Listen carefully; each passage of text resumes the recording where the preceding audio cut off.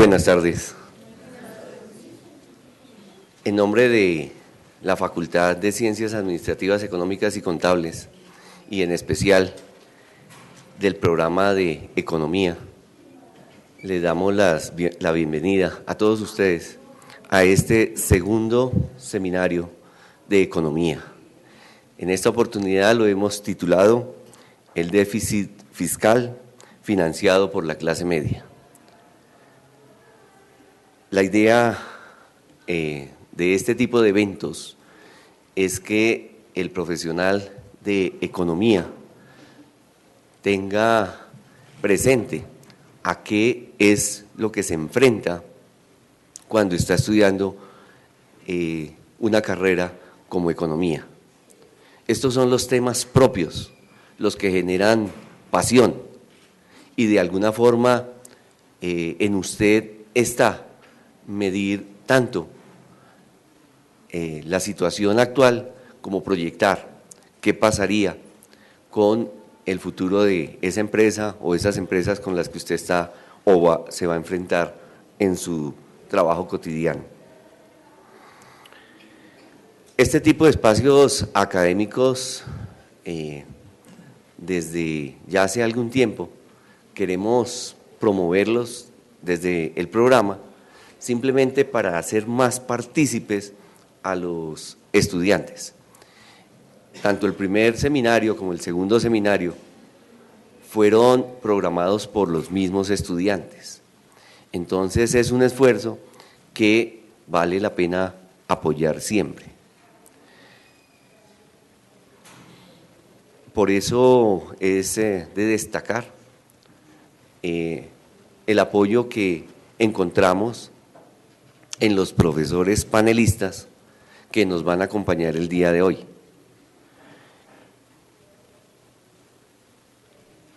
El quehacer de un economista no se puede quedar simplemente a una proyección de una empresa, a un plan de la empresa como tal. Yo creo que tenemos que buscar los mecanismos de visualización hacia dónde tenemos que direccionar las pilas y la energía para llevar a feliz término nuestro desarrollo de la carrera. Entonces, un economista debe tener visión de lo que está sucediendo a su alrededor y anticiparse a esta situación. En el primer seminario nos acompañaron varios países, pero también la presidenta de economistas del país, y nos dejó un mensaje muy claro, y es que está cambiando el quehacer del economista. Pero es lógico, porque es que el economista no puede ser estático, debe ser muy dinámico frente a todas las actividades que emprende y desarrolla, y por supuesto, consecuente con su medio, con su entorno.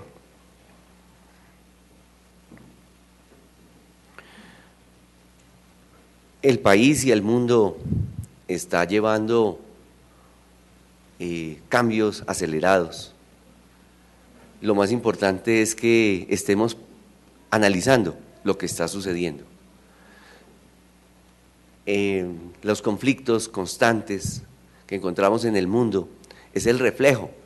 No podemos pensar que es un reflejo de algo social y independiente de la economía. Por lo contrario, es social, pero es reflejo de la economía. Esos cambios, esa forma de llevar las economías en el mundo han provocado entonces que existan diferentes pensamientos, y esos pensamientos conllevan a seguramente no llevar a sus ideas a feliz término y lo quieren imponer a la fuerza. A través de la historia siempre hemos visto que definitivamente lo que ha movido el mundo son los aspectos económicos. Actualmente, ¿cómo está Colombia? ¿Cómo es Colombia? Llevamos 2 periodos presidenciales de reelecciones o 2 reelecciones continuas. Y esto ha generado controversia entre los políticos y seguramente todo esto se da como un reflejo y está reflejado en lo que es la economía. ¿Qué hemos encontrado en la economía? ¿Cómo hemos encontrado en estos últimos años la economía actualmente? ¿Cómo está? Una de las locomotoras de nuestro último presidente, pues ha sido la de los hidrocarburos, desarrollar los hidrocarburos en el país. Y esto ha permitido que el país, junto con otras políticas y reformas también, pues tengamos la opción de un crecimiento superior a la mayoría de los de América Latina. Esto conlleva a que seguramente encontramos mejores indicadores macroeconómicos en el país y con mejores perspectivas, o por lo menos las que nos muestran las cifras desde el gobierno. El crecimiento económico está por encima del 4% en los últimos años y es complejo, o lo ve complejo, el gobierno actual sostenerlo. Sin embargo, todo lo que está haciendo seguramente hay posibilidades de sostenerlo. Cuando prevemos que hay un desacelere de la economía, seguramente tenemos que pensar en mecanismos adicionales para poder compensar este proceso de desaceleramiento. Y el gobierno, pues, ha encaminado algunos esfuerzos para que a través de las reformas, porque han sido varias, reformas tributarias, pues compense ese momento que se prevé que se vaya a desacelerar de la economía y por lo contrario, mostremos unas cifras muy positivas frente a los otros países y una de las banderas que tenemos que procurar todos es que con ese desarrollo seamos competentes todos. Y cuando hablo de competentes todos, nos estamos involucrando nosotros, por supuesto. ¿Cómo hacemos para que el país sea más competitivo? No es solamente voluntad, debe existir voluntad, pero también deben encaminarse una cantidad de políticas y no podemos esperar que esas políticas provengan todo el tiempo del gobierno. Nosotros debemos procurar por tener también unas políticas propias desde nuestro quehacer básico y es elemental trabajar en ese sentido.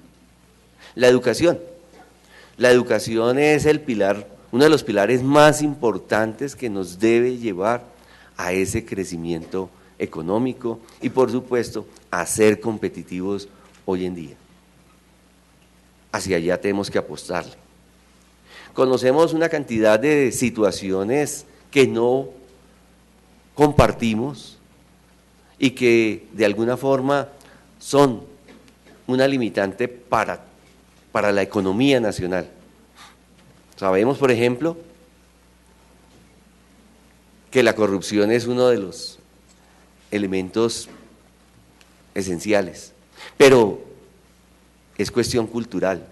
Debemos trabajar sobre rechazar los procesos de corrupción. Hay situaciones que también se agravan en términos de números. Una de las situaciones que preveemos es que la población que alguna vez estaba aportando a la economía ya entra en un proceso en donde ya se debe jubilar o pensionar. Y eso está creando un proceso diferente en nuestra economía y se deben proyectar recursos hacia esos déficits. La salud.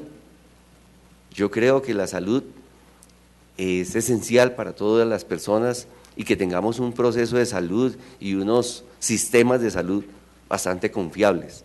Todos son elementos económicos atribuibles a la economía. Si no destinamos recursos económicos, pues seguramente no vamos a tener un ejercicio de salud interesante. También es importante pensar en lo que está sucediendo con la justicia. Preguntémonos por qué Colombia es uno de los principales países, o el principal país, o el único país que tiene guerrillas internas. ¿Por qué será? Y vamos a encontrar algo de esas respuestas, seguramente, en la parte económica, la distribución. Todos son aspectos económicos, no podemos dejar ningún aspecto por fuera. Seguramente aquí estoy mencionando algunos aspectos macroeconómicos, pero tenemos que tocar los aspectos microeconómicos, el quehacer en la empresa. ¿Cuál es la responsabilidad de la empresa frente a lo que está aconteciendo? El principal es aportar también a contribuir hacia el empleo, formalización del empleo. Mostramos números, o el gobierno nos muestra números, pero seguramente nos permite confundirlos con algo de informalidad. Es importante que revisemos desde nuestro quehacer como economistas esos números y a ver cómo se está desarrollando. Y crear, por supuesto, soluciones micro encaminadas hacia la solución de ese tipo de problemas. Entonces, ya no me extiendo más.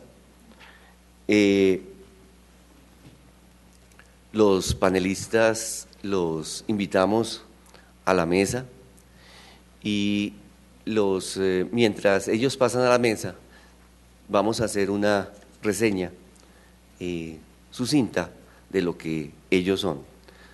Antes de entrar en el panel como tal, queremos dejar de todos los seminarios que hagamos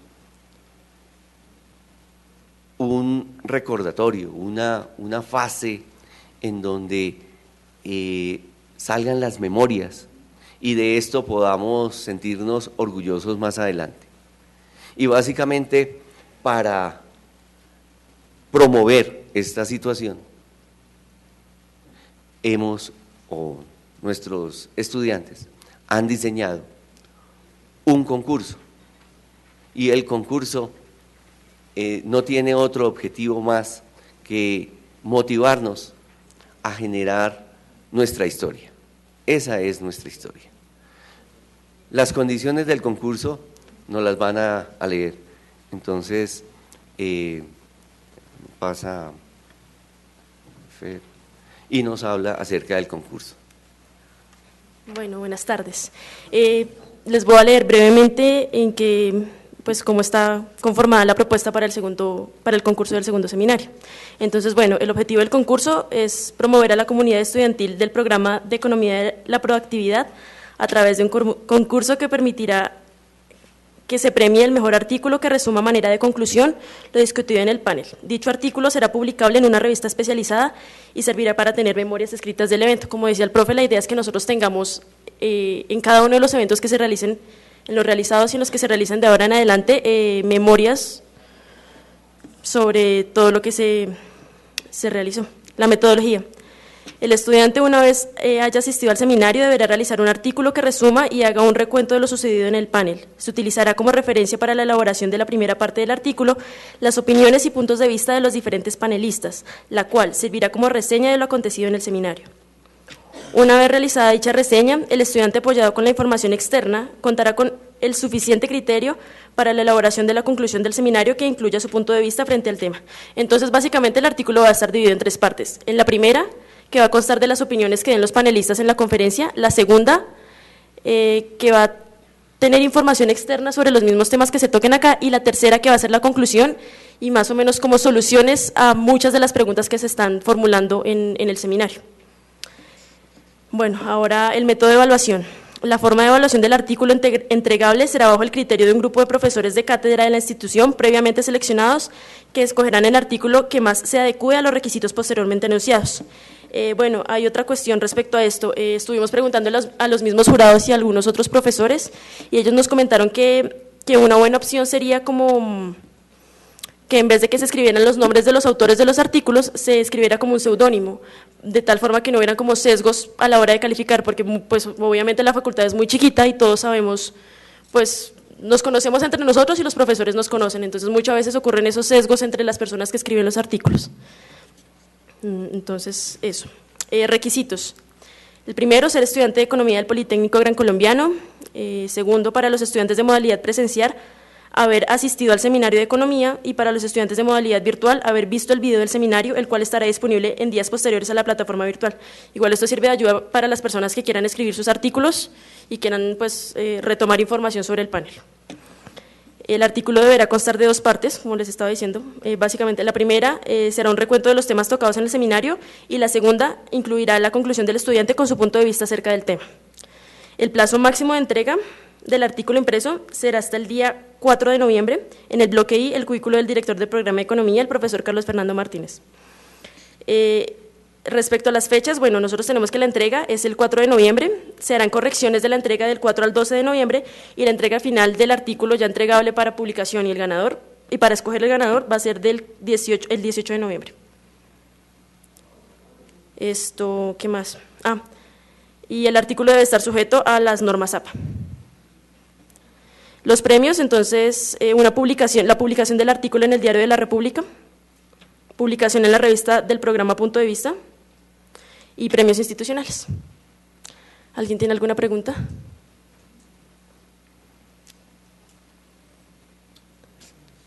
Bueno, gracias.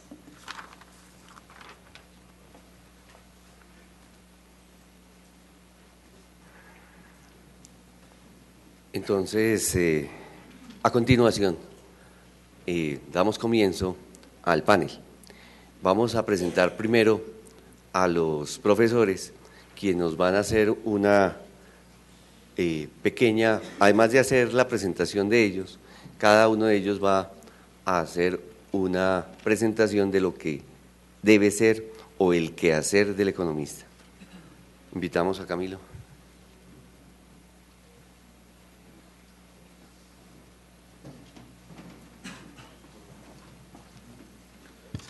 Muy buenas tardes a todos.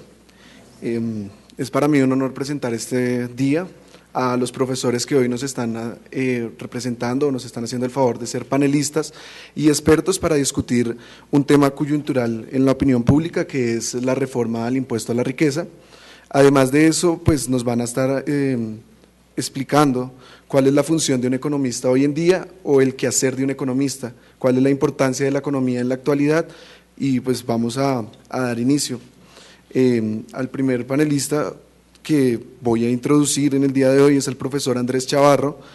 Él es economista de la Universidad Nacional de Colombia, magíster en Economía de Universidad Externado de Colombia, profesor investigador, Facultad de Ciencias Administrativas, Económicas y Contables del Politécnico Gran Colombiano desde el 2005, coordinador en el área de Economía Ambiental de la Facultad, profesor invitado a la maestría en Gestión Ambiental, Universidad de Llanos, Unillanos, en Villavicencio, profesor de Economía Ambiental y Teoría Política Fiscal, Universidad Central de Colombia, y profesor de Macroeconomía Intermedia del Programa de Economía del Politécnico Gran Colombiano. Por favor, un aplauso al profesor.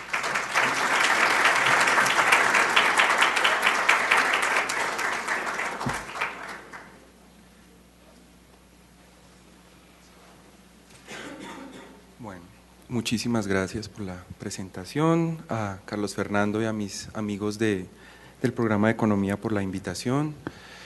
El tema a debatir es extremadamente interesante, tanto la parte inicial como la parte central, y por eso la alegría que siento de estar acá, además de compartir con todos, con los que a muchos de ustedes conozco y compartimos también en las aulas. Sobre la pregunta de lo que significa o cuál sería el quehacer de un economista, yo creo que, digamos que la reflexión ahí es bastante extensa, porque la economía trata de un problema simple que entonces nos atañe a todos. Al final del día la economía nos va a hacer referencia a un problema de administración, ¿sí? En el sentido de que tenemos unos fines que son múltiples y unos medios que son escasos, y entonces ¿cómo vamos a hacer?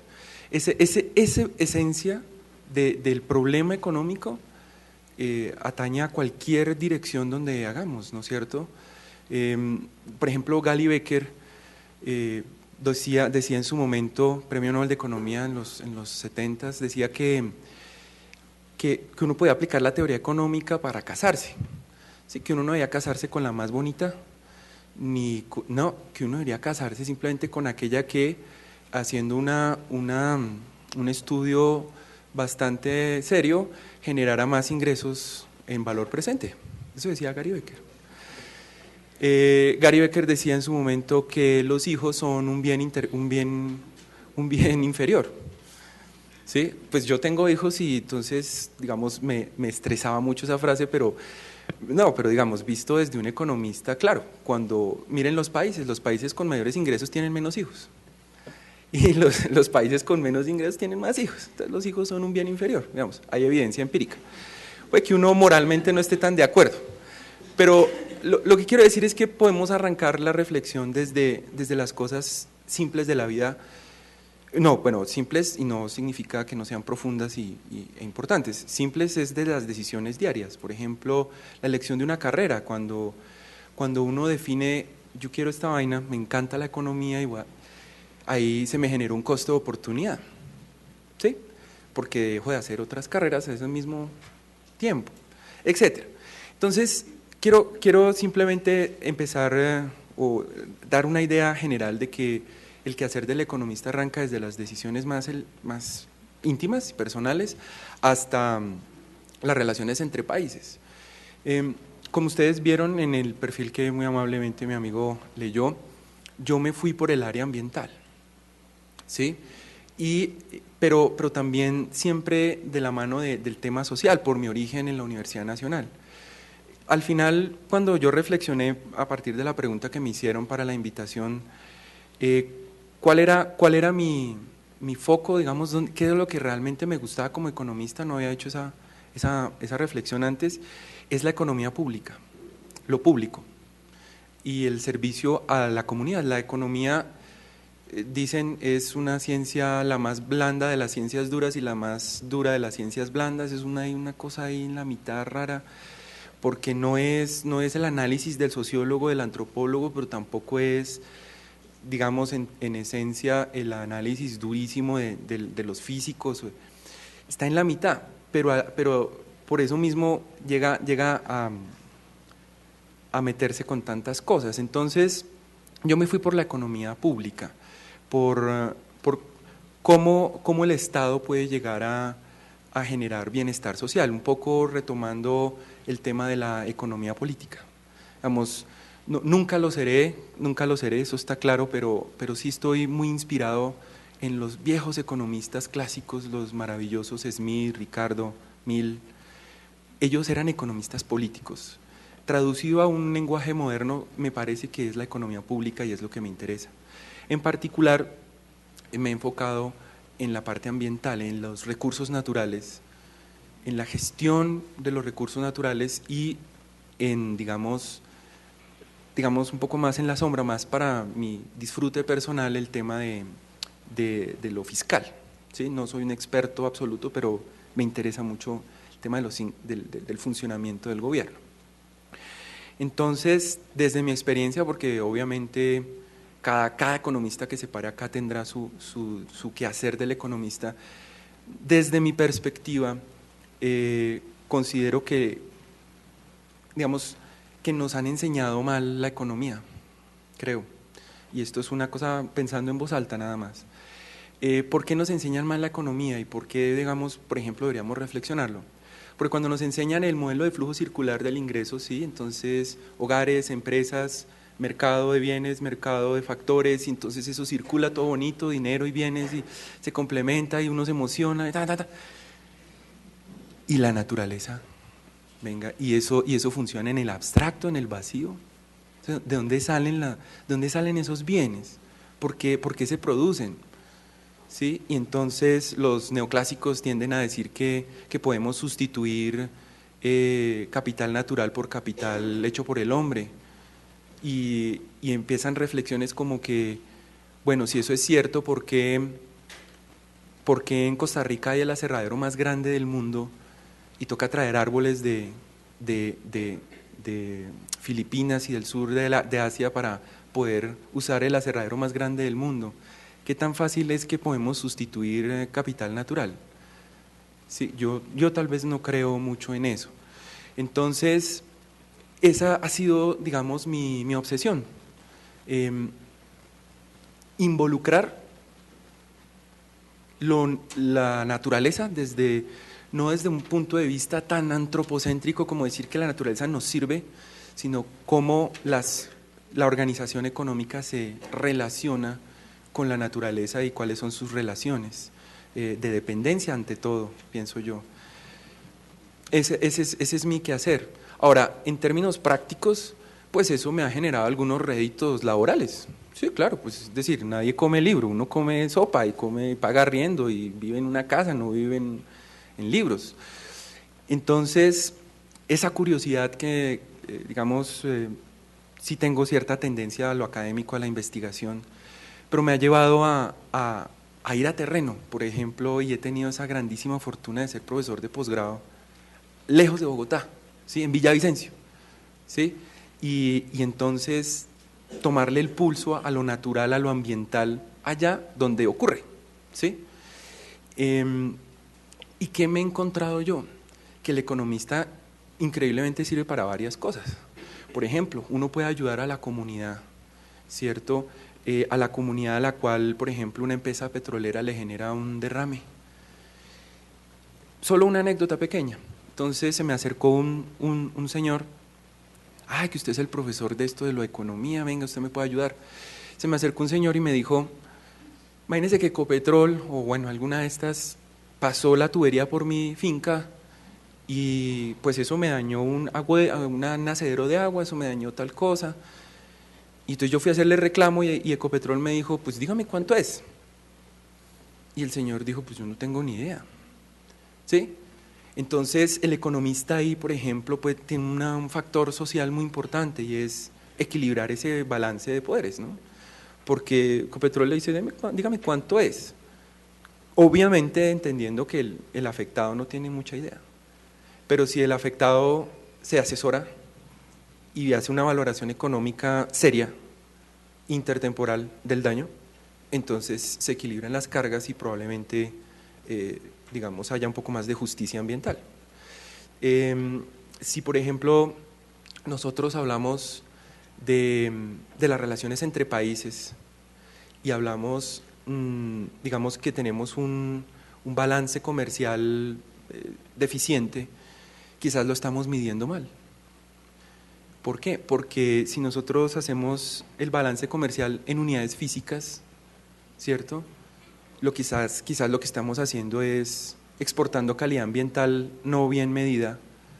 Piénsenlo de esta manera, cada vez que sacamos un barril de petróleo y lo vendemos, no vendemos un barril de petróleo, estamos regalando el costo ambiental de haberlo sacado, porque el otro país disfruta del barril y nosotros pagamos los costos ambientales, porque un barril, seriamente medido, un barril de petróleo no vale $85 como está hoy, va a valer fácilmente $200.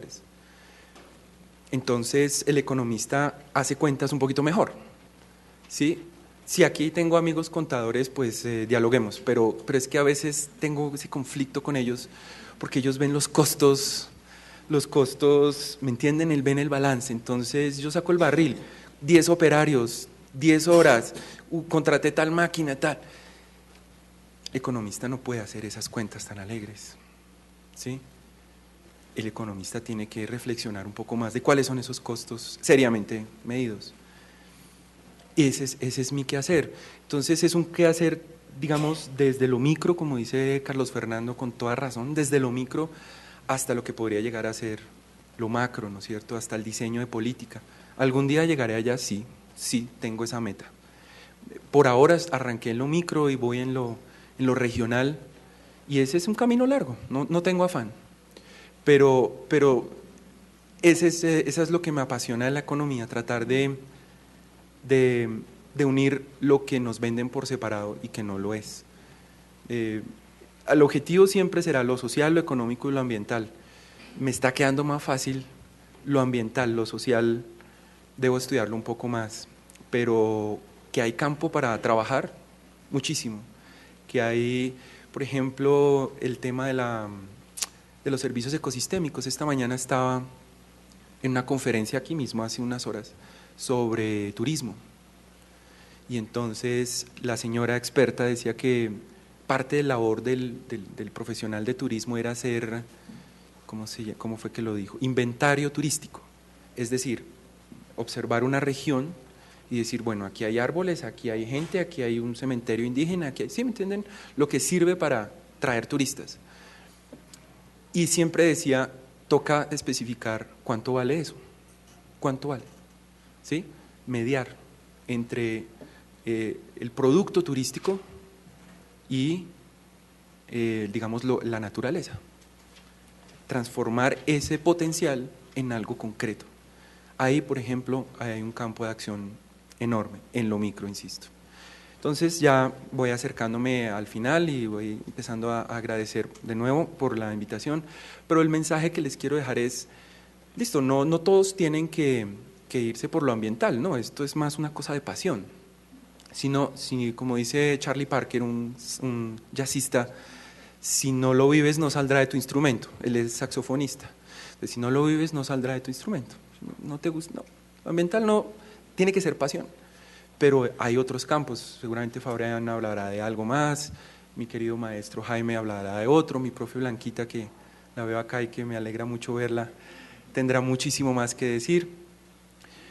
Pero trabajen y gradúense pensando en lo que les apasiona, que hay de cuánta cosa, ¿sí?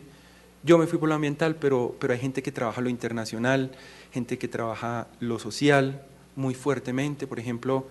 Ahorita hay un concurso del Departamento Nacional de la Prosperidad Social, concurso que está proveyendo 1000 empleos. Yo me quería meter, a ver, como para ver cómo era la cosa, y de esos 900 empleos, 700 pedían economistas, o sea, podían concursar economistas. ¿Sí? Hay campo, hay bastante campo, pero sí es importante que sean técnicos, que sean...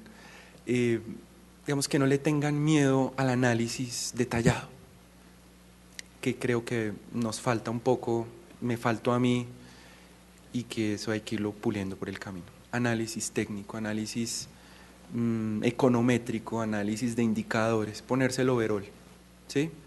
Esas serían mis dos reflexiones. Hay mucho por donde,